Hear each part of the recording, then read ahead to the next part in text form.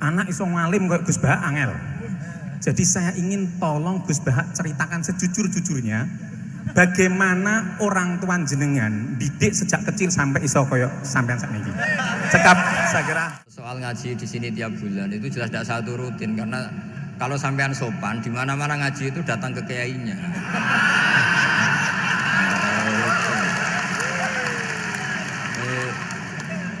Itu kalau Imam Malik ada pertanyaan kayak Anda dimarin al ilmu yu'ta la ya'ti. Jadi sumur itu didatangin, bukan sumurnya dipindah. Ini enggak sopan sekali.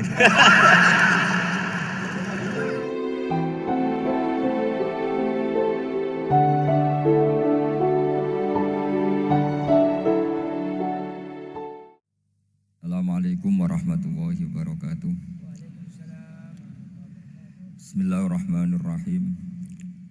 Tabarakalladzi nazzala al-furqana ala 'abdihi liyakuna lil 'alamin nadhira. Allahumma shalli wa sallim ala sayyidina Muhammadin wa ala alihi wa sahbihi ajmain. Amma ba'du. Yang sangat saya hormati Habib Hasan Toha Putra Al-Munawwar, Bapak Rektor, Bapak Direktur RSI, semua pengurus yayasan yang saya hormati, juga teman-teman baik yang putra maupun putri yang kami hormati. Niki ngaji bareng ya, terus ini bukan acara diskusi tapi acara nopo? Ngaji. Saya mau ngaji tentang ayat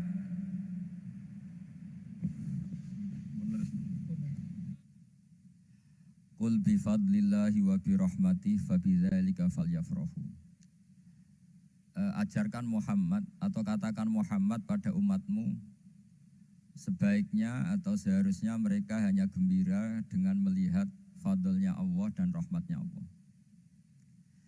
Ini harus kita pahami mulai dari konstruksi yang paling pokok, yaitu akidah. Dua ahwal, ahwal itu satu perilaku sosial.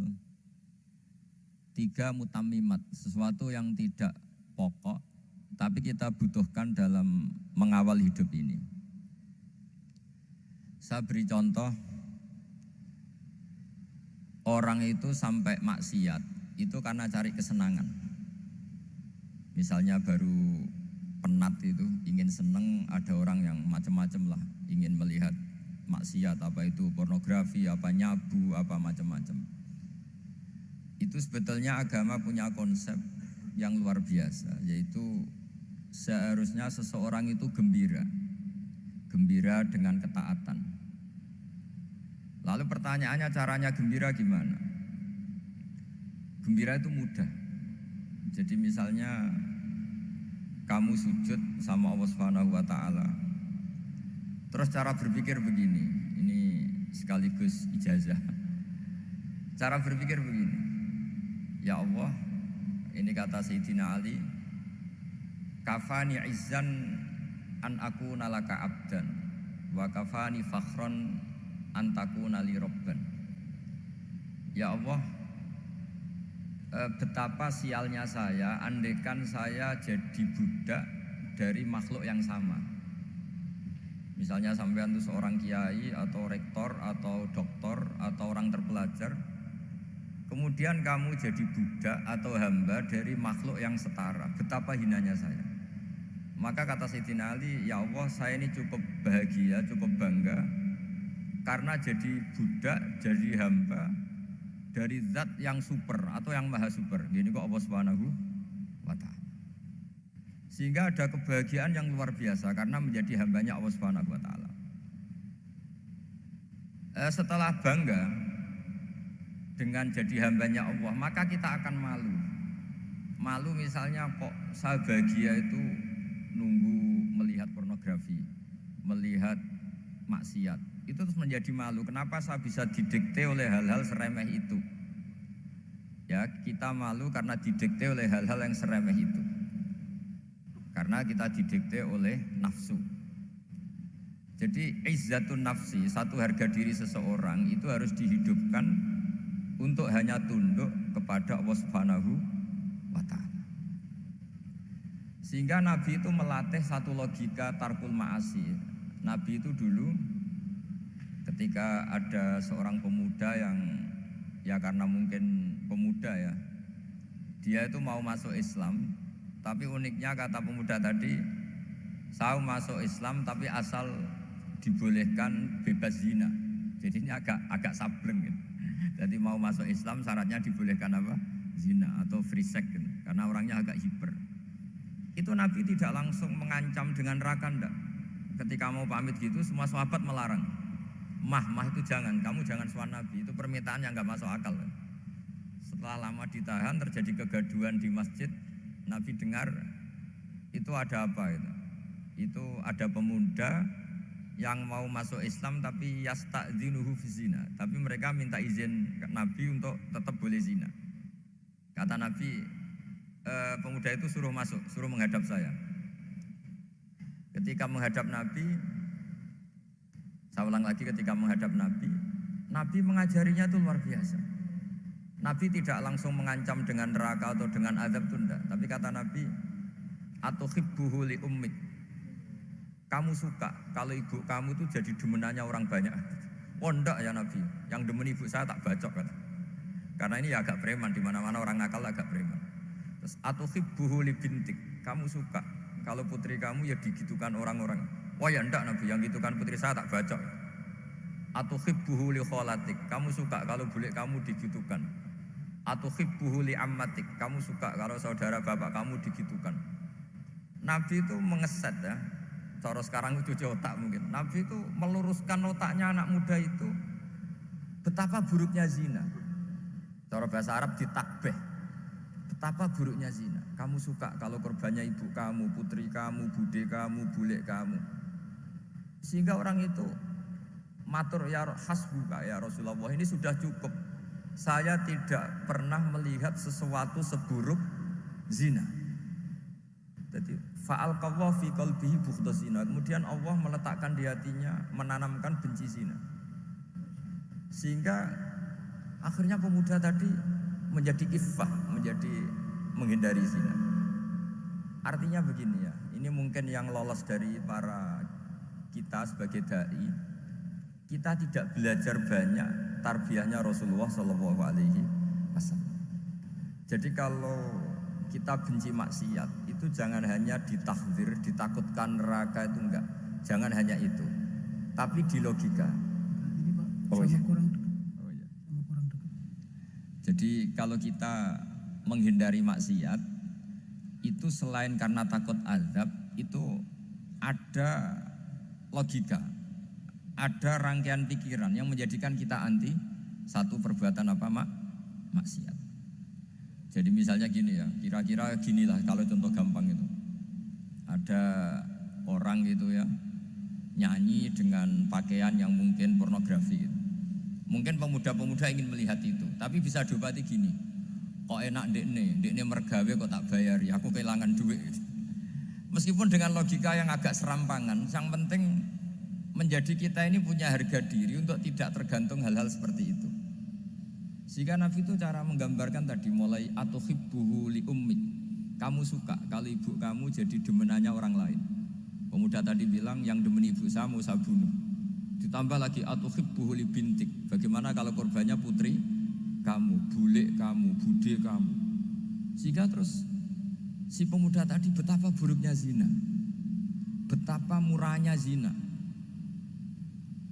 Akhirnya pemuda tadi al-qawwa fi qalbi bughdha zina. Terus kemudian pemuda tadi itu sangat membenci dengan apa? Perzinahan. Nah, pikiran-pikiran seperti ini harus kita tanamkan. Harus kita tanamkan supaya orang itu benci melakukan maksiat. Karena satu memang takut suhtullah, takut dibendu Allah atau dibenci Allah. Dua memang logika kita mengarahkan tidak maksiat. Nah ini yang terkait Unisula yang nangani kedokteran, nangani medis. Sesuatu yang dilarang Allah itu pasti madharat. Maka untuk melarang seseorang bergantung sama narkoba misalnya atau hal-hal yang bahaya pada fisik, itu satu tentu bagi ahlullah, tentu karena takut Allah. Tapi banyak masyarakat yang memang benar-benar bisa meninggalkan narkoba karena efek buruknya narkoba, efek buruknya ganja. Itu kita tanamkan sedemikian rupa. bahwa itu mengakibatkan sakau, mengakibatkan tidak sadarkan diri, mengakibatkan kebangkrutan ekonomi macam-macam. Sehingga mereka benar-benar benci sama yang namanya narkoba. Jadi di antara manhajul Quran itu kalau mentakbih, memburuk-burukkan maksiat itu mesti dikritik innahu kana fahisyah. Innahu kana fahisyata wa makta wa sa'a sabila. Innahu kana fahisyata wa sa'a sabila. Diulang beberapa kali. Sehingga dibutuhkan kecakapan untuk menganggap satu hal yang buruk itu fahisyah, sesuatu yang enggak rasional, sesuatu yang tidak positif, sesuatu yang pasti berdampak negatif. Sehingga kalau misalnya tadi dibacakan oleh Qori, kuntum khaira ummatin ukhrijat linnasi ta'muruna bil ma'ruf wa tanhauna 'anil munkar. Untuk berhenti dari kemungkaran itu satu takbihun litilkal munkar atau litilkal mungkarat, bahwa mungkarat itu kita cap, kita stigmasi bahwa itu buruk sekali. Seperti Nabi mengajarkan pemuda tadi, masa kamu suka ibu kamu digitukin lelaki lain, putri kamu, bule kamu, bude kamu, sehingga orang ini pikirannya termindset betapa buruknya zina. Sama seperti kita sukses memindset betapa buruknya narkoba, betapa buruknya bahan-bahan terlarang. Begitu juga seterusnya, terus pengkhianat dan sebagainya. Tapi problem manusia adalah dia itu akan mencari kebahagiaan atau kesenangan sesaat. Maka caranya gimana? Keinginan senang lewat maksiat ini dilawan dengan nyaman dengan taat. Saya ulang lagi, nyaman dengan taat. Sehingga ulama dulu punya kalimatul munajat, artinya kalimat hubungan pribadi sama Allah yang menjadikan orang itu nyaman. Dan ini yang diajarkan kitab-kitab tasawuf. Kitab tasawuf itu sukses mengajarkan melihat alam raya ini semuanya nyaman, termasuk yang mengecewakan. Itu dianggap nyaman. Saya berkali-kali mengajarkan ilmu ini karena ini musalsal ila Rasulillah SAW. Itu pernah suatu saat Imam Ahmad itu dipanggil sama tetangganya, anak muda. Tentu Imam Ahmad ini orang yang sangat soleh, sangat waroi, sangat tunduk sama perintahnya Allah dan Rasul. Pemuda tadi manggil, ya Ahmad, datang ke rumah saya. Imam Ahmad datang. Setelah sampai ke pemuda tadi, sudah pulang lagi, saya tidak butuh kamu. Pulang lagi. Setelah sampai rumah dipanggil lagi, ya Ahmad, datang lagi. Datang lagi. Oh, saya tidak jadi butuh, pulang lagi. Sampai 3 kali. Dan itu perangai ekspresi Imam Ahmad itu atau ulama lain yang sesoleh beliau itu nyaman, indah. Beliau tetap senyum-senyum, nyaman itu.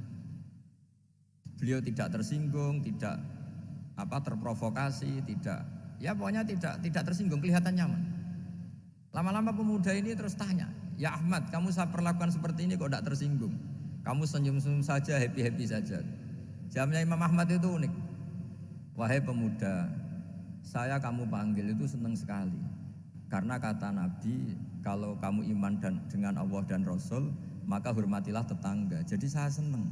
Karena nuruti perintah Allah untuk menghormati tetangga. Jadi tidak ada urusannya dengan kamu. Kagetnya kayak apa?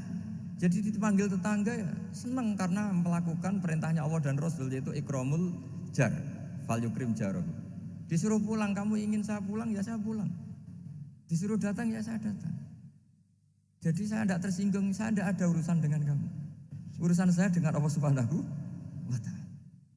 Itu kalau bapak-bapak istrinya ngomel terus sabar itu ya bagus. Saya tidak punya urusan. Kalau kamu terprovokasi oleh istri, berarti kamu didikte oleh makhluk. Masa seorang rektor didikte makhluk? Kan tidak keren. Apalagi seorang Habib didikte makhluk, kan enggak keren. Yang bisa mendikte kita hanya Allah Subhanahu wa Ta'ala. Dan Allah mendikte kita, mengajarkan dia wa ashiruhunna bil ma'ruf fa in karihtumuhunna fa asa an takrahu shay'an wa yaj'alallahu fi khairan katsira. Jadi cara melihat istri kita bawel gitu atau cerewet, alhamdulillah ini ada pahala tanpa modal, cukup sabar. Kalau istri kamu sedang mesra malah mintanya ke mall, malah biayanya tinggi. Murah mana dapat pahala dimarahin sama saat mesra minta ke mall? Milih yang pertama kan? Nah ya itu tidak usah modal itu. Ya gitu aja. Jadi kalau istri sedang marah bawel, anggap saja ini rezeki. Dapat pahala tanpa apa?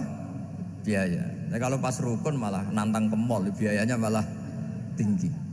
Jadi ulama dulu itu melihat dunia itu happy. Pernah Imam Syafi'i dikasih tahu, orang yang tadi nyium tangan kamu ya, itu di rumah menghujat Anda. Jadi dia sopan hanya di depan Anda, kalau di luar menghujat Anda. Jawabnya Imam Syafi'i lucu. Ya baguslah. Yang cerita ini kaget. Kenapa bagus ya Aba Abdillah? Kalau manggil Imam Syafi'i ya Aba Abdillah. Ya berarti saya masih wibawa, di depan saya tidak berani katanya. Jadi dipandang enteng saja. Jadi kalau kamu di depan kamu istri kamu tidak berani belanja, tidak ada kamu belanja banyak, anggap saja Anda wibawa. Jadi enteng saja. Pernah Imam Syafi'i dikasih tahu, separuh dari kampung Anda itu nggak suka kamu. Ya baguslah. Kenapa? Oh nak rukun malah bakal utang katanya gitu. Kira-kira yang utang tuh yang rukun apa yang neng-nengan?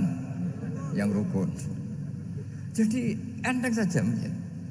Masyhur itu makalahnya Imam Syafi'i. Waman asa'a ilaika faqad atlaqaka. Orang yang berbuat buruk sama kamu berarti membebaskan kamu. Kalau saya sedang neng-nengan sama Habib Hasan Toha Putra, beliau naik Alphard nggak nawarin saya sah karena baru neng-nengan. Tapi kalau sedang rukun malah harus repot mana? Rukun sama tidak rukun? Repot rukun sebetulnya. Jadi Imam Syafi'i itu happy saja.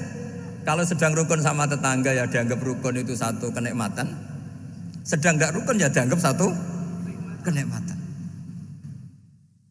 Jadi orang dulu itu serilek itu melihat dunia. Kalau kita kan enggak, ego. Wah saya ini suami kok dimarahin istri. Wah ini egonya bangkit. Padahal egonya bangkit itu ada kebodohan di situ. Yaitu seorang rektor didikte seorang istri, seorang makhluk. Apalagi kalau Anda daftar wali itu tidak akan jadi wali. Ini wali kok tunduk sama makhluk. Karena didikte apa? Makhluk. Maka Imam Ahmad ketika tetangganya bully gitu ya santai saja, beliau happy. Ketika pemuda tadi eskal janggal, kenapa kamu gak tersinggung ya Ahmad? Memangnya saya harus tersinggung gimana? Kan tak panggil tidak jadi, tak panggil tidak jadi. Hei pemuda, saya ini tidak punya urusan dengan kamu. Saya nuruti kamu karena perintahnya Allah. Saya senang melakukan perintah Allah, harus berbaik sama kamu. Sampai 3 kali. Jadi kebahagiaan ini pula yang harus kita latih dalam melakukan ketaatan. Tapi kalau kita sudah tidak bahagia dengan taat, itu bahaya sekali.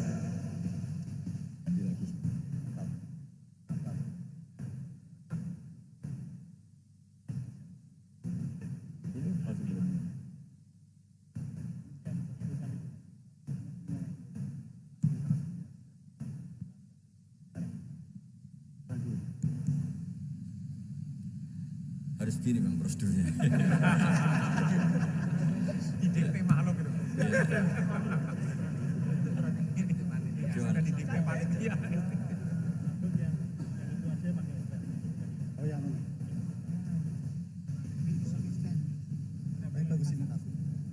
Anut saja.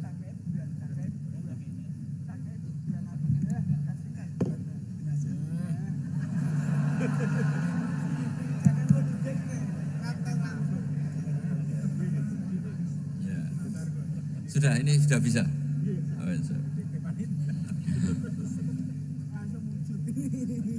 sudah, ini sudah benar. Untungnya kiainya latihan jadi wali, jadi gak tersinggung. Kalau ndak ini sudah masalah ini. Paling ndak kan baru ngajarkan gitu, masa ada bisa meraktekkan gitu. Jadi pura-pura soleh. Tapi memang obsesi saya terbesar atau cita-cita saya terbesar memang setiap ngaji saya ingin orang mukmin semuanya itu bahagia. Dengan bahagia itu mereka tidak neko-neko ingin mencari kebahagiaan lewat jalur apa maksiat. Sehingga dalam konstitusi ulama yang ditulis di kitab-kitab usul fikih, dan itu kitab yang saya kaji, selalu saya kaji, itu membela-bela sesuatu yang mubah itu sampai luar biasa.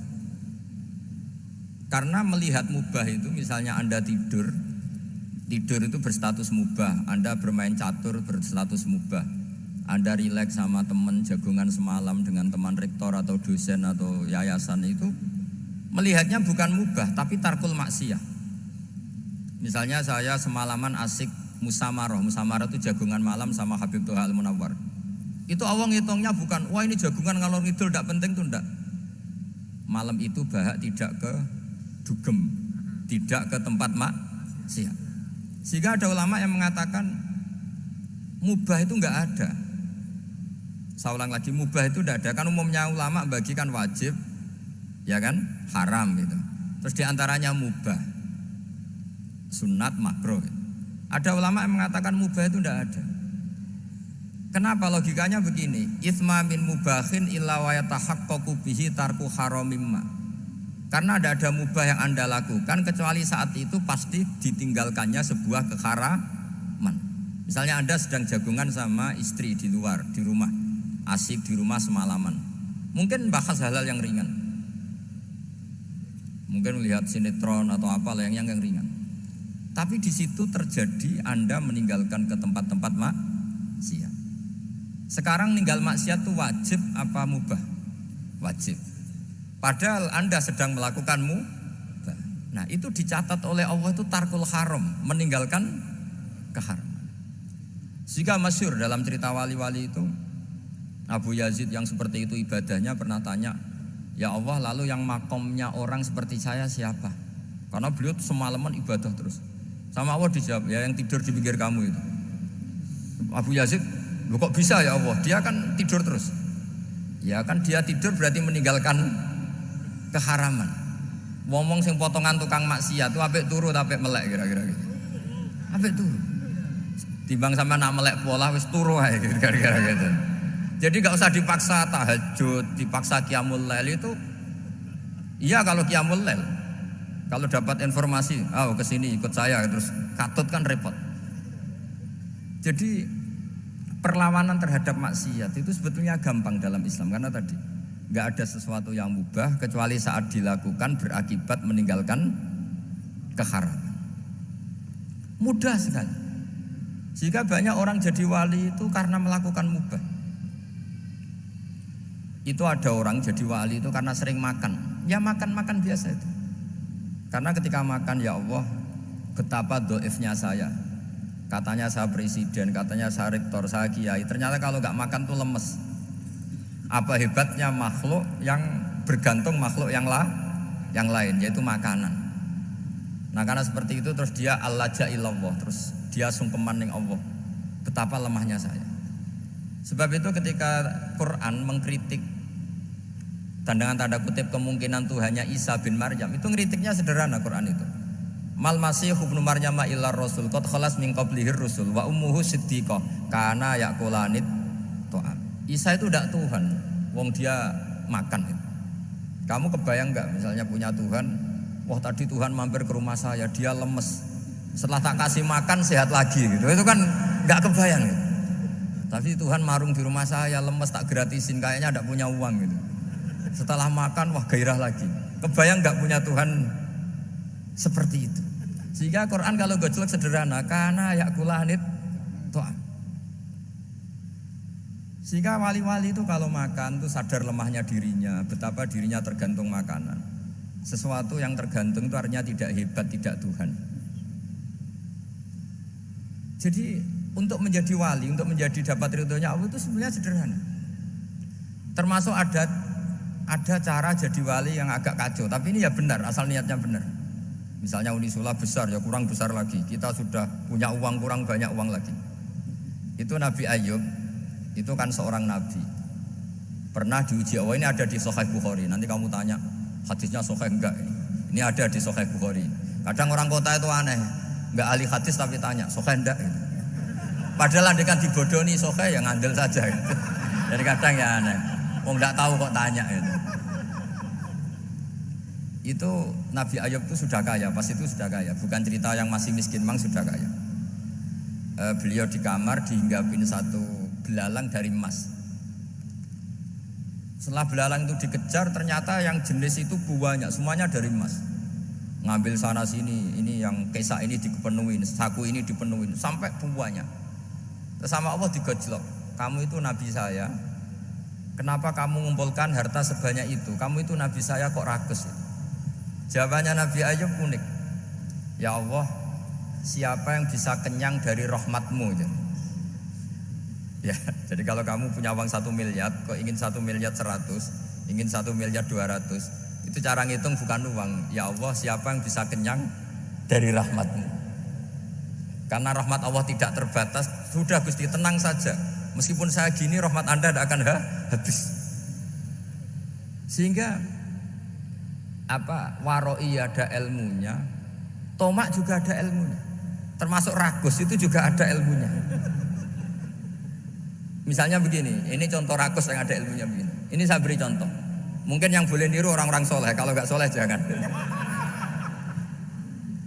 Imam Syafi'i ini cerita nyata. Imam Syafi'i itu dulu ketika ngaji masih muda itu nggak suka sama guru yang kaya. Kebetulan dia punya guru miskin terus. Namanya Sufyan As-Tsauri, itu miskinnya Masya Allah. Sufyan bin Uyainah juga miskin.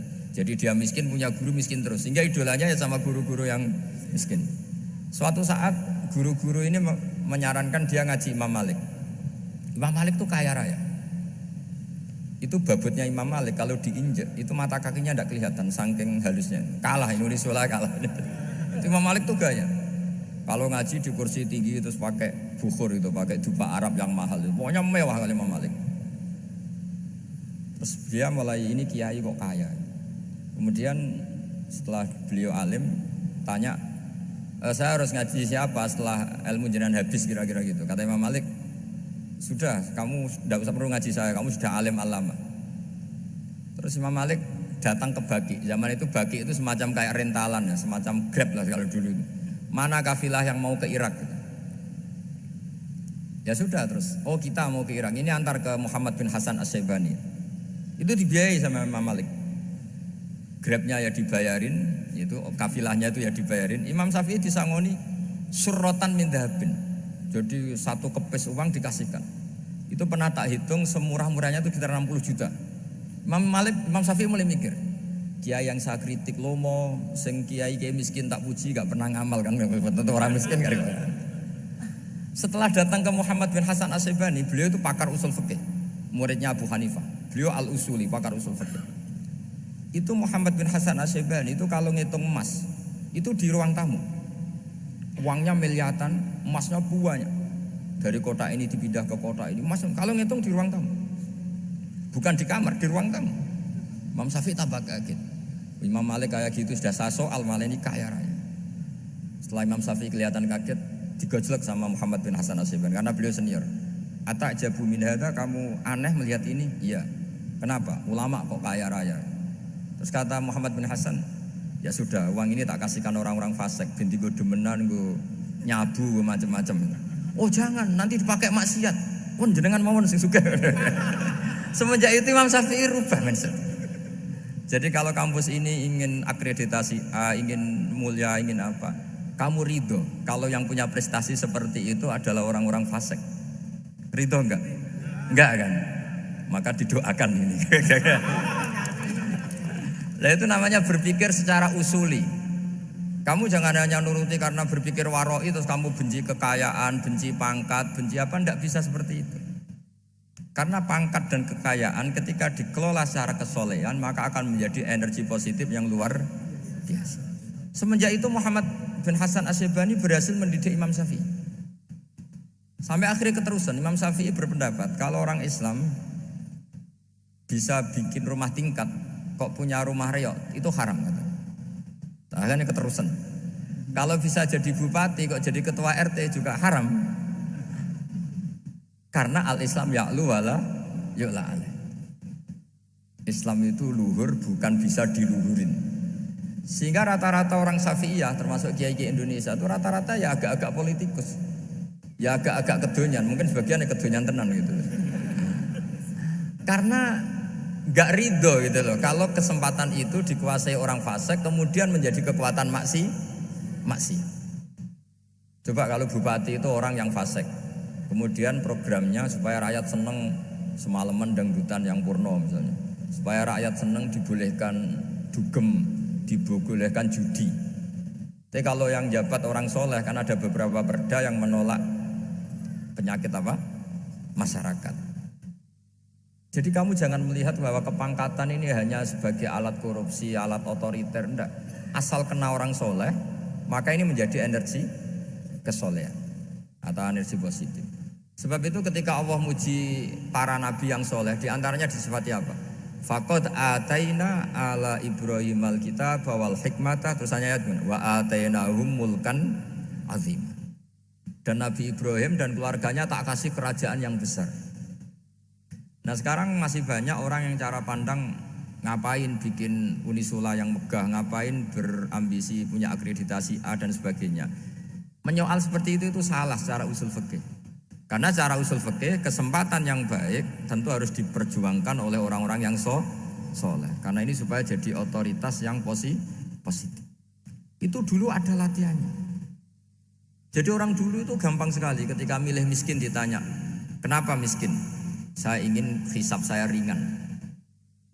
Tapi ketika mereka kaya yang soleh, supaya harta ini tidak dipakai orang yang nanti dipakai maksiat. Kita misalnya orang soleh kok mau pangkat, karena kita ada ridho kepangkatan itu dipegang orang maksiat, kemudian menjadi energi maksiat. Begitu juga seterusnya. Maka ulama dulu itu rileks.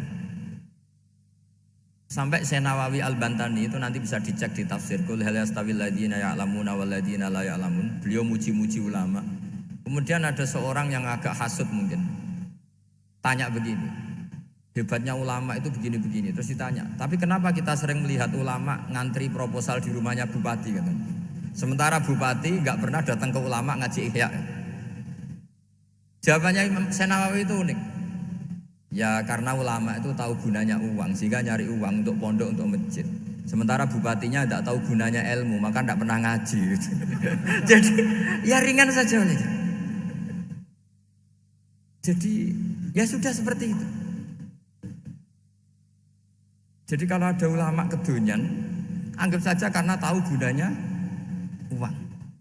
Jadi kenapa ulama ngantri di kabupaten, bukan bupati ngantri di ulama? Jawabannya karena ulama tahu gunanya uang, sementara bupatinya nggak tahu gunanya ilmu.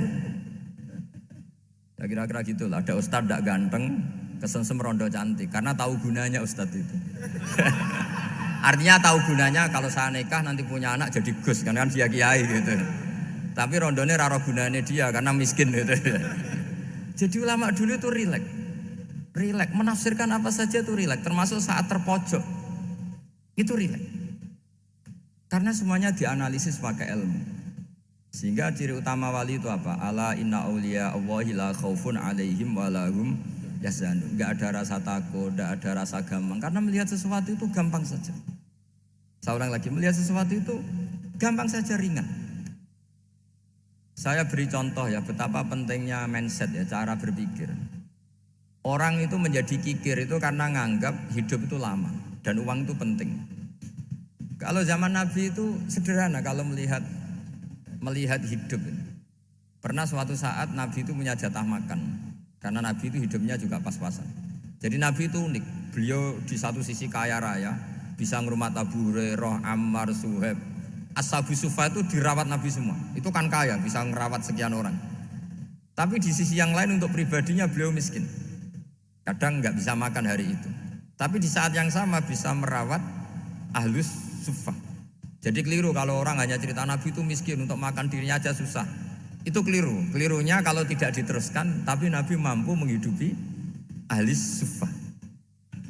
Singkat cerita jatah makannya Nabi itu dikasihkan orang ketika Nabi ditanya, ya Aisyah, makanan jatah saya di mana? Oh ya Rasulullah, tadi ada orang minta tak kasihkan, maka makanan itu habis. Apa kata Nabi? Kamu salah Aisyah. Yang kamu kasihkan itu justru yang masih. Ya yang kamu kasihkan itu justru yang masih. Sehingga Nabi menganggap, makanya Nabi terus ngendikan. Ya kalau mukhatabnya lelaki ya kira-kira begini. Wahal laka min malika illa ma akalta fa'afnaita walabista fa'ablaita. Terus hanya wa tasaddaqta fa'abqaita kata Nabi. Harta kamu ya kamu makan kemudian ke WC jadi kotoran, atau punya pakaian mewah nanti rusak, wa tasaddaqta fa abqaita. Ada yang kamu sedekahkan yaitu yang abadi sampai akhir. Sehingga banyak pengusaha yang mencintai saya setelah tak ajari hadis itu, misalnya punya uang 1 miliar karena dia spekulan atau pedagang rawan bangkrut, disedekahkan ke masjid 50 juta, yaitu yang abadi. Jadi kalau suatu saat bangkrut, dia masih punya uang 50 juta di akhirat. Jadi Nabi itu mengajari sedekah itu apa? Ya sedekah itu pengabadian uang. Kalau kita kan enggak, bilang sedekah itu nguras uang. Itu pikirannya setan dan pikirannya orang Islam. Itu cara berpikir setan, bukan cara berpikir umat apa? Sehingga Sayyid Ali Zainal Abidin itu kalau ada orang minta, kemudian beliau ngasih, itu beliau bilang gini, marhaban biman hamala zati ilal akhirah. Matur nuwun nggih jenengan sembeto sangu kula nate. Jadi dianggap teller saja. Orang yang minta uang beliau itu dianggap tukang nyatet bank ini. Karena sudah ditabungkan, ya sudah. Kalau kita kan enggak, wah pengemis tuh ganggu gini-gini. Kecuali pengemis profesi ya mungkin kita agak-agak enak. Mari zaman akhir tuh ada pengemis apa? Profesi. Jadi repot tuh. Terus tak beri contoh lagi kebahagiaan ketika kita milih Islam moderat. Islam kita diajarkan guru-guru kita, utamanya oleh guru kita Mbah Maimun. Saya juga sering ketemu beberapa ulama dunia, termasuk Habib Umar. Saya juga ikut sowan ke sini pas beliau sama Habib ini Hasan Toha Putra di sini sama orang-orang moderat. Itu cara berpikir juga luar biasa indah. Beliau pernah cerita ya, beberapa ulama lah, banyak yang cerita itu. Saya pernah diceritani seorang alim, ketika ada orang ekstremis itu mau ngebom di tempat maksiat. Kebetulan yang maksiat itu kebanyakan ya orang Islam, karena di negara yang mayoritas Islam. Ditanya sama Syekh Sa'rawi. Syekh Sa'rawi itu mufassir top di mana? Mesir. Ini mau tak habisin karena mereka orang Islam kok maksiat terus. Terus ditanya sama Imam Sa'rawi, laumatu ala khini ma'asihim aina masiruhum. Kalau mereka mati dalam keadaan maksiat, mereka kemana? Ya ilanar, mereka pasti masuk neraka. Terus ditanya sama Imam Sa'rawi, wahal masiruhum ilanar muradun nabi amlah. Punya umat maksiat kemudian mati masuk neraka, itu yang diinginkan Nabi apa enggak? Ya tidak aja. Ya sudah, enggak usah dibom, ditunggu tobatnya kata. Karena kalau mati dalam keadaan itu ke neraka, dan itu tidak yang diinginkan Rasulullah Sallallahu Alaihi Wasallam. Terus ekstremis ini menjadi tobat, tidak berpikir ekstremis mas. Jadi orang itu harus berpikir mindset yang baik. Meskipun kadang berpikir baik itu ya agak-agak kacau. Ada seorang wali majdub itu kalau berdoa agak kacau, tapi nggak bisa dibantah. Masyhur itu doa itu. Ini sekaligus ijazah, tapi kalau sebelum wali nggak boleh. Itu datang ke makamnya Rasulullah SAW. Terus doanya itu begini, ya Allah sekarang terserah engkau. Ya Allah sekarang terserah engkau. Jika saya kamu jadikan orang soleh, jika saya engkau jadikan orang soleh, maka surra habibuk, maka kekasihmu ini senang. Yang susah musuhmu yaitu setan. Tapi kalau engkau menjadikan saya orang fasik, maka yang susah kekasihmu, yang senang musuhmu. Jangan punya dua pilihan itu. Wah itu kan doa tapi kayak teror itu. Ya jadi berdoa di Raudhah. Wah itu pasti mandi itu karena agak-agak maksa Tuhan itu. Ya Allah engkau punya dua pilihan. Jika saya jadi orang soleh, maka kekasihmu ini senang, musuhmu yang susah yaitu setan. Tapi jika saya jadi orang fasik, maka musuhmu yang senang, kekasihmu yang susah. Mohon terserah jenengan, mau menyenangkan kekasihmu apa menyenangkan musuhmu gitu. Kira-kira gimana? Kalau tertarik boleh doa itu dipraktekkan. Tapi kayaknya kalau copy paste itu gak keren apa? Jadi dulu orang itu muamalah sama Allah dan Rasul itu rileks. Rileks itu nyaman karena ya tadi qul bi fadlillah wa bi rahmati fa bidzalika falyafrahu. Sehingga Imam Izzuddin bin Abdissalam itu ngendikan innalladzina yarmunal muhsanatil ghafilat. Di antara kebaikannya ibu-ibu atau mbak-mbak ini harus berstatus ghafilat. Perempuan-perempuan pelupa. Ghafilat itu pelupa. Pelupa dari kenikmatan maksiat sehingga mereka in dengan taat. Misalnya ada ibu-ibu atau mbak-mbak atau juga bapak-bapak tahajud, kemudian nyaman dengan tahajud itu. Kira-kira terbersit enggak ingin maksiat? Enggak kan, karena sudah nyaman dengan tahajud, dengan taat. Maka dibutuhkan kenyamanan dalam beribadah. Sebab itu ala bizikrillahi tatmainnul qulub. Makanya saya termasuk kiai yang setiap ngaji itu happy, seneng. Karena ini untuk kampanye, seneng dengan ngaji, dengan taat itu sudah luar biasa. Kayak apa kalau mereka senengnya kalau nunggu melakukan maksiat. Jadi termasuk bentuk perlawanan kita terhadap maksiat adalah usahakan kamu tuh bahagia, senang dengan taat. Istiqnas billah, mu'anasah billah, farah billah, itmi'nan tumakninah billah. Sehingga ini mencukupkan kita tidak berkebutuhan maksiat. Meskipun kita ya manusia, pasti suatu saat atau sudah pernah maksiat. Serasa diceritakan lah, itu mesti gitu. Lah orang-orang dulu itu orang yang sukses mengelola bahagia ma Allah wa billah walillah. Sehingga wali-wali dulu itu jadi wali itu tidak mesti karena ibadahnya banyak, itu enggak. Mereka orang yang ibadahnya itu biasa. Biasa-biasa sekali. Ulama-ulama dulu ibadahnya biasa sekali. Tapi qulubuhum ma Allah, hatinya itu ma Allah. Itu ada seorang wali itu jadi wali, Umar bin Abdul Aziz yang dikenal khamisul khulafa. Khamisul khulafa. Di luar khulafa Rasyidin 4, di antara yang soleh adalah siapa? Umar bin Abdul Aziz. Itu ketika mau meninggal, itu senangnya bukan main. Itu semuanya nangis, beliau senang. Terus tanya, kenapa kamu senang? Memangnya saya kalau mati itu kemana aja? Ila khairi madhubin ilah, ke zat terbaik. Timbang urip mbek kowe bolet atau mbek arhamur rahimin gitu. Yaitu Allah Subhanahu wa taala. Jalaluddin Ar-Rumi ketika mau meninggal itu muridnya nangis semua, beliau marah. Kamu harusnya pesta karena saya mau ketemu kekasih saya, malah kamu tangisi. Goblok sekali kamu, katanya. Jadi orang-orang dulu itu luar biasa. Karena tadi mereka tidak ingin ketemu Allah itu dianggap problem. Harus sesuatu yang membahagiakan. Makanya wali-wali itu kalau berdoa begini, wa khairu ayyami yauman alqa fih, dan jadikan hari terbaikku adalah hari ketika saya ketemu engkau ya. Pernah dengar doa itu? Wa khairu ayyami yauman alqa fih, dan hari terbaikku adalah hari saat ketemu engkau. Aman kan enggak? Sampai mati ku wedi.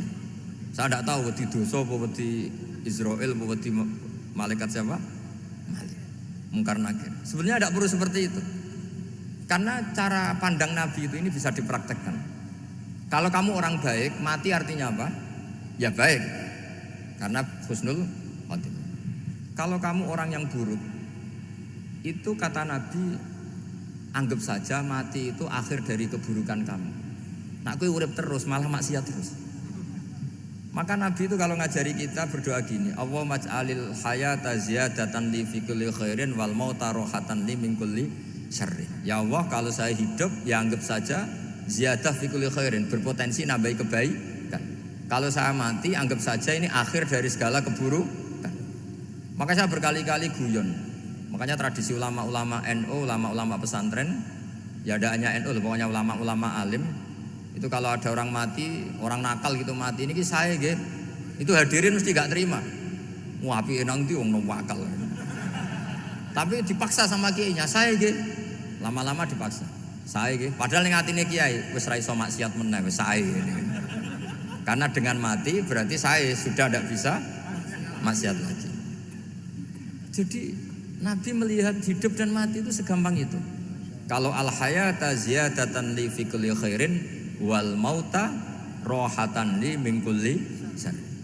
Coba kita ke depan itu kan ada potensi zina, potensi korupsi, potensi maksiat. Yang bisa menghentikan potensi itu apa coba? Mati ya, udah pinter ya. Sudah maju berarti. Berani mati. Berani. Tapi jangan di sini ngel-ngelo panitia. Artinya yang selama ini kita risau dengan kematian, dengan apa? Nabi ngajari kita tadi. Allahumma ij'alil hayata ziyadatan li fi kulli khairin wal mauta rohatan li min kulli syarr. Ya Allah, jadikan hidup ini sebagai bekal menambah kebaikan Dan suatu saat kalau saya mati, semoga itu akhir dari segala keburukan. Jadi artinya Nabi itu ngajari kita itu positif terus. Sama seperti ulamanya tadi. Nak lagi rukun mbek tonggo ya sanggep ae kanca keapian. Nak nenengan ben ra utang ngoten. Dadi pokoknya penak terus itu. Nak bojo lagi ngamuk alhamdulillah gak ngajak blonjo. Nak pas rukun ya alhamdulillah kok lagi rukun. Jadi gampang semua. Makanya ada seorang alim itu ngendikan begini, ada yang tanya, saya tuh dulu ketika kaya teman saya sering main ke saya, setelah saya miskin gak ada teman-teman yang ke saya. Dikira si Habib ini kebetulan orangnya Habib itu mendukung keluhan dia, ternyata enggak. Si orang alim itu bilang gini, malah bagus toh gitu. Kowe wis melarat buruhe wong. Ya sudah kamu miskin buruhnya orang lain, misalnya tukang manol di pasar atau tukang becak. Kemudian teman-teman kamu datang, malah kamu malu tuh jadi tontonan. Bagus kalau mereka lupa, pas kamu miskin tidak ada yang lihat katanya. Jadi apa ya, dianggap enteng saja gitu. Akhirnya orang ini nggak jadi ngeluh. Selama ini kan kita ngeluh ya, ketika miskin teman-teman nggak datang. Coba kalau mereka datang pas kamu buruh bikin botol di orang lain. Mantan bos buruh, malu gak? Milih datang kepada? Enggak lah, sudah bener itu. Jadi ulama dulu itu makanya sering baca biar tahu solusi hidup. Jadi ulama dulu itu gampang sekali melihat kehidupan itu. Gampang sekali, indah, gampang. Sekarang tuh enggak. Orang itu cara berpikir nuruti nafsu, itu yang bahaya. Makanya Quran ngeritik ara'aita man ittakhadha ilahahu hawa. Orang yang cara berpikir itu nuruti hawa nafsu. Kalau zaman Nabi, zaman sahabat, zaman ulama itu enggak seperti itu. Sehingga cara berpikir itu mudah. Makanya kata Nabi absyiru ya ma'syarul muslimin, kata. Kamu harus senang ya ma'syarul muslimin. Allah sekarang buka pintu langit yang sebelumnya enggak pernah dibuka. Dan Allah yubahi bikum malaikatah, dan Allah membanggakan kamu kepada para malaikatnya. Kenapa? Umatnya Muhammad, umatnya Rasulullah Muhammad SAW itu kalau sampean kepengin mati setiap saat itu baik, itu resepnya gampang kata Nabi. Addu faridotan wantadzoru ukhra. Jadi Allah memberitahu, ya Muhammad, umatmu ini luar biasa. Jadi misalnya tadi kita sholat subuh, ditanya, Bahak kamu sekarang ngapain? Nunggu sholat duhur ya. Setelah sholat duhur ditanya lagi nunggu apa asar. Sehingga faman kanat hijratuhu ila Allah wa rasulih fa hijratuhu ila Allah. Jadi kalau ya sudah ini tak ijazahkan. Kalau setelah sholat subuh nunggu apa? Duhur. Setelah duhur nunggu. Sehingga ketika kita mati itu statusnya penunggu sholat. Tapi kamu kan enggak miskin. Kenapa? Penunggu kaya. Ya itu enggak masuk surga itu. Penunggu kemapanan. Berarti kan menunggu sesuatu yang seleranya nafsu. Beda kalau penunggu sholat. Berarti kamu di dunia menunggu ritual ibadah. Maka diantara ijazahnya Nabi apa? Addu faridotan wantadzoru ukhra. Melakukan satu fardu, kemudian kita menunggu tugas berikutnya. Jadi niati saja setelah subuh nunggu apa? Duhur. Setelah duhur, meskipun kita di perapatan, apa? Nunggu asar. Tapi ya asar betul, jangan nunggu tok pas asar enggak. Jadi sebetulnya umat ini gampang sekali. Jadi di antara kebanggaan Allah, yubahi itu Allah bangga dengan malaikatnya adalah umat ini adalah addu faridotan wantadzoru ukhra, melakukan satu fardu kemudian menunggu fardu yang lain. Dari mengkhidmati kampus, ingin mengkhidmati masyarakat, dari satu masyarakat lokal Semarang menjadi sampai sekarang sampai Banjarmasin, Unisula mau bikin kampus di sana terus gitu. Dari satu tugas ke tugas yang lain. Makanya Islam diajarkan setelah satu tugas selesai, faida faruh tafan so. Jadi sehingga hidup kita itu dinamis. Dari satu kebaikan menunggu kebaikan lain, dari satu kebaikan menunggu. Sehingga hidup kita ngapain? Nunggu satu kebaikan. Ini sudah masuk faman kanat hijratuhu ila Allah wa rasulih fa hijratuhu ila Allah wa rasulih. Sehingga bayangkan kalau kita direkam Allah, Gusti kula ampun mati nak dereng sugih. Wis melarat puluhan tahun, sakit, nunggu sesuatu sing sifatnya nafsu, kepengin sugih. Sugih tok jak cukup. Tahu buruhno wong sing tahu ngenyek ndekne lho, itu kan urung-urung wis dendam. Saya belum mau mati sebelum kaya dan buruhkan orang yang pernah melecehkan saya. Wis ngono akhirnya mati rong sugih. Berarti wis fakir matine hasud. Semua itu ngenes dunia akhirat kan kira-kira seperti itu. Kamu santai aja kalau fakir berarti meringankan hisab karena ada banyak harta. Yang mau dihisab papanya enggak punya apa-apa. Jadi saya mohon sekali ya, Islam itu mengawal kebahagiaan. Sebab itu sampai bahagia itu menjadi perintah Islam, kul bi fadlillah wa bi rahmati fa bidzalika falyafrahu. Karena dengan bahagia bi taat diharapkan orang Islam itu tidak bahagia atau cari kesenangan lewat jalur apa maksiat. Sehingga ciri utama wali apa? Ala inna auliya Allahi la khaufun alaihim wa lahum yahzan.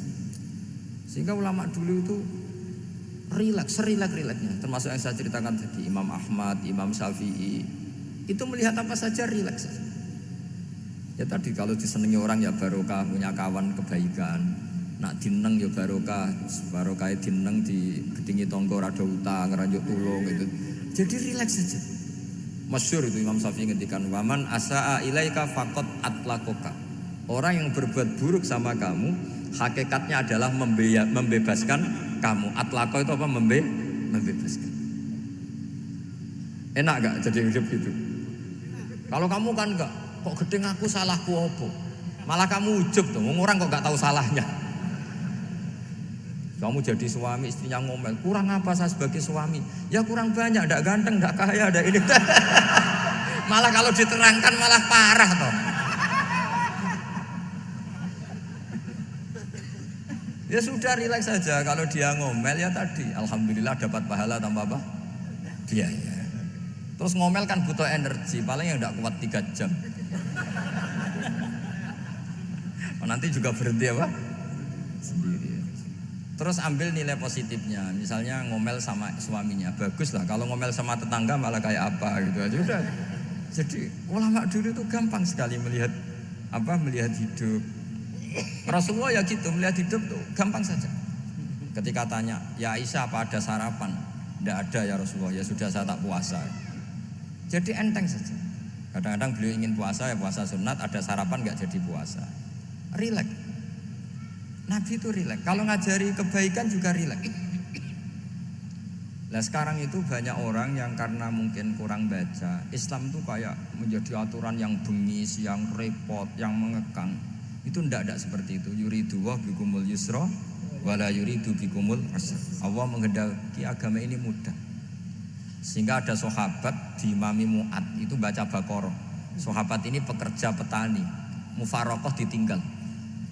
Ketika Mu'ad lapor, ya Rasulullah ini ada orang munafik, tengah-tengah sholat mufarokoh saya ditinggal.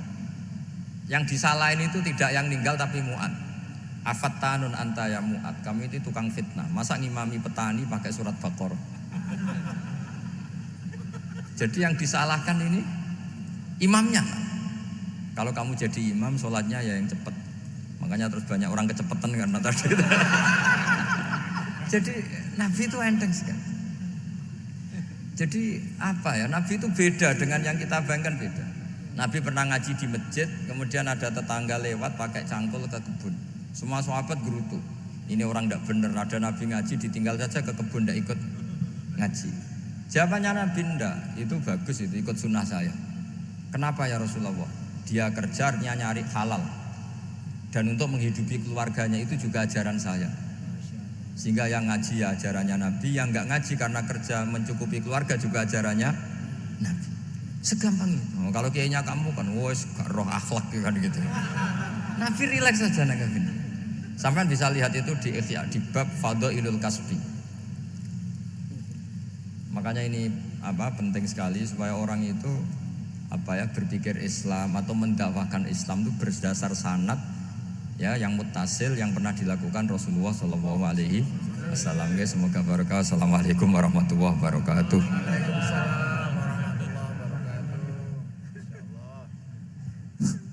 Halo. Terima kasih kami sampaikan atas pencerahan yang disampaikan oleh Gus Baha. Alhamdulillah ini masih ada waktu yang sangat panjang sehingga kita akan buka sesi tanya jawab.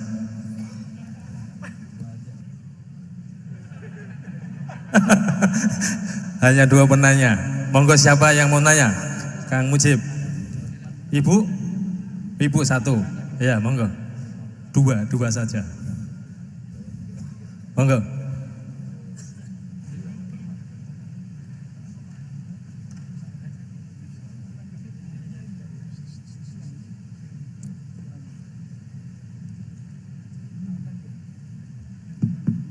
Assalamualaikum warahmatullahi wabarakatuh.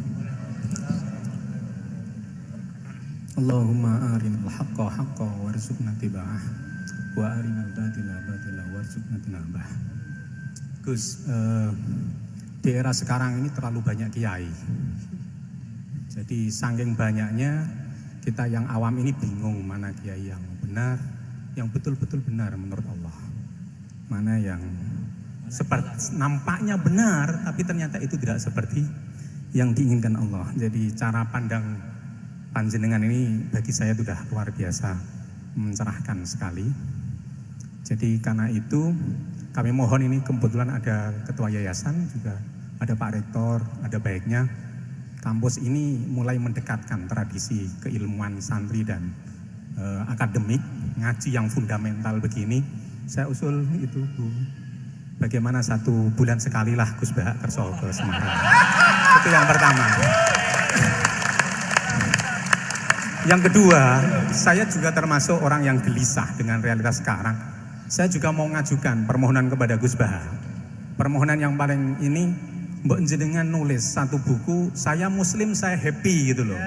Ini kayaknya pas banget ini. Jadi ben ora ketok kok serius banget beragama, saiki abot banget gitu. Itu yang ketiga, ini penting sekali bagi kita orang-orang tua. Zaman saiki golek anak iso ngalim kok Gus Baha angel. Jadi saya ingin tolong Gus Baha ceritakan sejujur-jujurnya bagaimana orang tua jenengan didik sejak kecil sampai iso koyo sampean sakniki.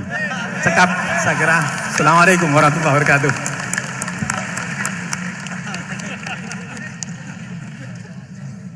Yang kedua, monggo. Mohon dibantu mic.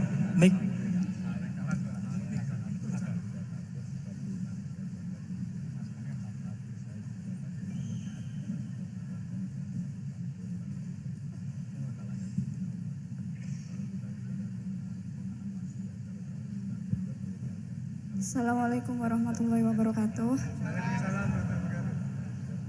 Gus Baha, kula badhe tangklet. Jangan kayak ini ya.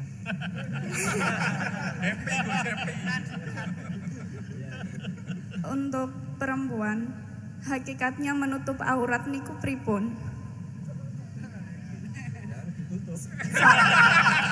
Soalnya kula gadah teman niku rata-rata santri tapi kok mboten menutup aurat secara sempurna. Nah, kula pengen ngertos ilmune niku sing jelas pripun.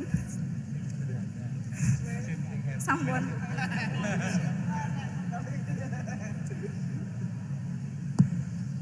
Ini sudah normal ya, pakai ini aja. Ini jawab yang Mbak dulu yang gampang gitu.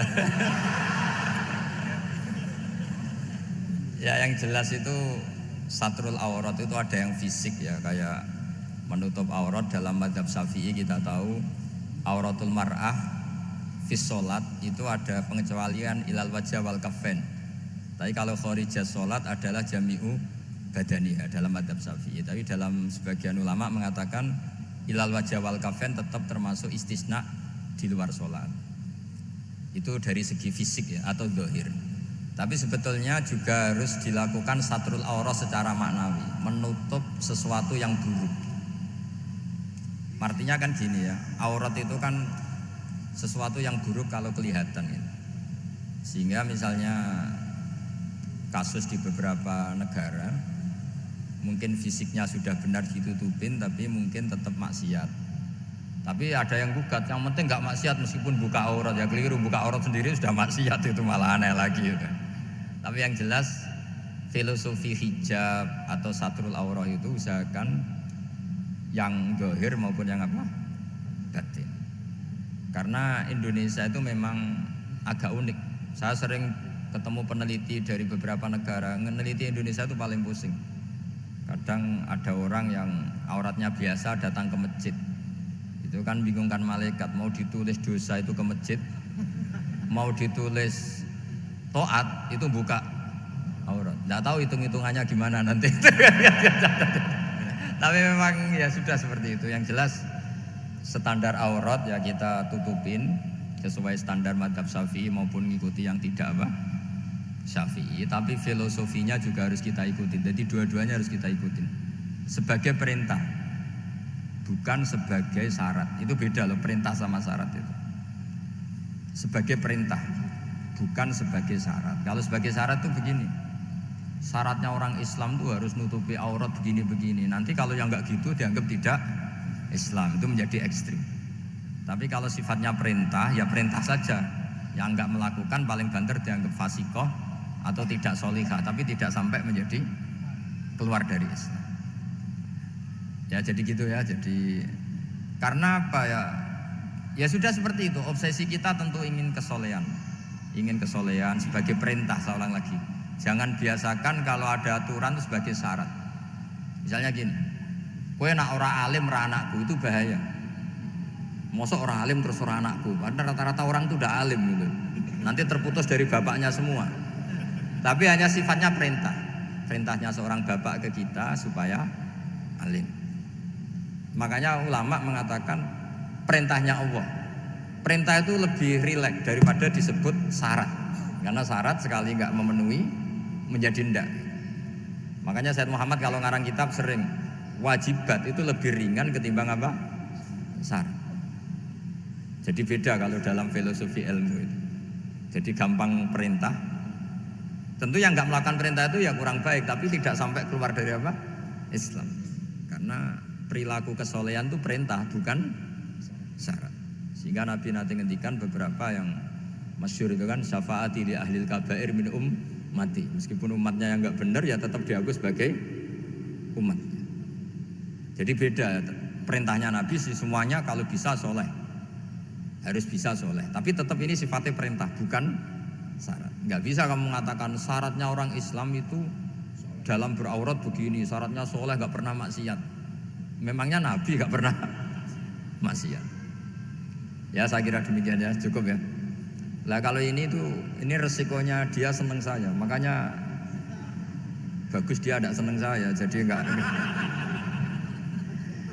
Jadi ini kalau seneng saya malah ngatur-ngatur gini.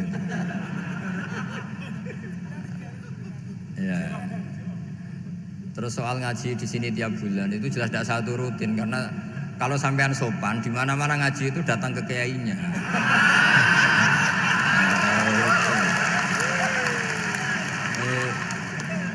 Itu kalau Imam Malik ada pertanyaan kayak Anda dimarahin. Al ilmu yu'ta la ya'ti. Jadi sumur itu didatangin, bukan sumurnya dipindah. Ini enggak sopan sekali.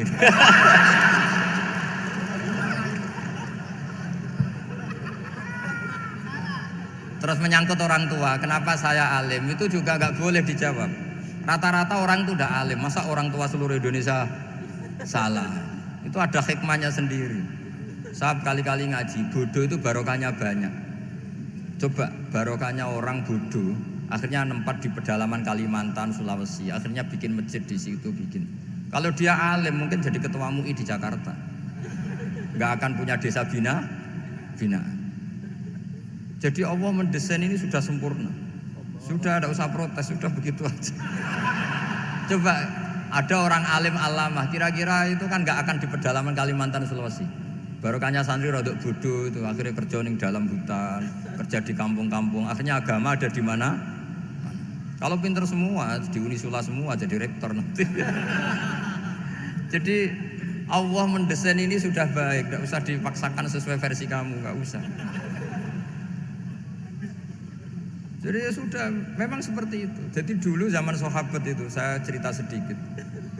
Nabi itu kalau muji Madinah itu sundel langit, kalau muji Mekah ya sundel langit. Tapi Sayyidina Ali keluar ke Kufah. Sayyidina Ali itu akhirnya pindah ke Kufah, ke Najaf. Karena pikirannya Sayyidina Ali, Mekah Madinah hanya baik secara bukah, secara tanah. Tapi di antara kebaikan Nabi adalah nasrul Islam. Akhirnya Sayyidina Ali milih ke Kufah. Andai kan sahabat tidak milih keluar dari Mekah Madinah sebagiannya, pasti Islam tidak menyebar. Karena semuanya tersentralisasi di Mekah dan Madinah. Tapi ada saja sahabat yang tetap nyaman di Mekah Medina karena sholat di sana sebagaimana 1000 sholat.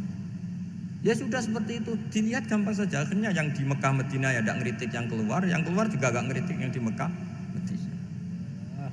Jadi yang alim tidak ngeritik yang bodoh apalagi jangan ngeritik yang alim. Yang jelas orang bodoh ngatur orang alim itu dosa itu yang. Ya, saya kira demikian. Assalamualaikum warahmatullahi wabarakatuh. Halo, luar biasa. Saya yakin masih ingin banyak yang bertanya kepada Gus Baha, tapi karena keterbatasan waktu beliau, mohon maaf, ini tidak bisa dilanjutkan untuk tanya jawab. Acara selanjutnya adalah penyerahan kenang-kenangan. Ini hasil karya dari mahasiswa Fakultas Agama Islam. Mohon Pak Rektor untuk berkenan untuk memberikan.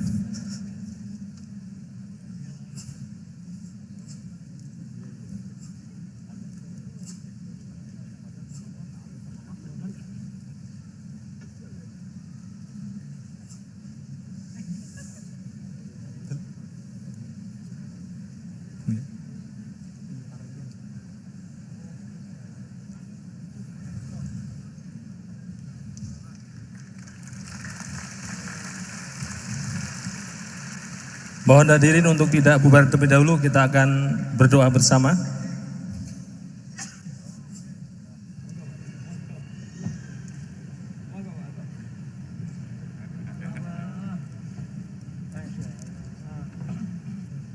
Baik, acara pada pagi hari ini akan ditutup dengan doa. Kami mohon berkat doa dari Kiai Haji Ahmad Bauddin Nur Salim untuk Unisula, untuk RSKM yang mau akreditasi, semoga diberikan nilai yang terbaik dan Unisula menjadi semakin menebar manfaat.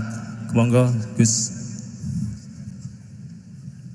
Bismillahirrahmanirrahim. Nasalluka bi anna lakal hamda la ilaha illa anta al-hanan al-manan ya badi'as samawati wal ardi ya hayyu ya qayyum ya dzal jalali wal ikram. Antarzuquna ya bi haqqi habibika Muhammad su'alana ya Allah wa tujiba ya Allah du'ana wa anta khairul mujibin wa anta ya Allah khairul mu'tin. Fa'ati su'alana ya Allah bifadlika wa karami wujudika. Allahumma ya Allah ilam nakun ahlan an ablugha rahmataka wa an nablugha rahmataka. Farahmatuka ya Allah ahlun an tablughana jami'an ya Allah. Ballighna muradana ya Allah bihaqqi annaka dzul fadlil azim wa annaka wasi'ul maghfirah wa annaka al-mu'ti wa annaka khairul mujibin wa annaka ya Allah mujibud du'a wa annaka mujibud da'awat. Fa'atina ya wasulana bihaqqi annaka ya wa al-hayyul qayyum ya hayyu ya qayyum bi rahmatika nastaghis. Rabbi la takilna ila nafsina tarfata aina ya Allah ya Allah ya Allah wa'atina sulana ya mujib. Rabbana atina fid dunya hasanah fil akhirati hasanah wa qina adzabannar. Wa sallallahu ala sayyidina Muhammad wa ala alihi wa baraka sallam subhana rabbika rabbil izzati amma yasifun wa salamun alhamdulillahi rabbil alamin. Sirril Fatihah.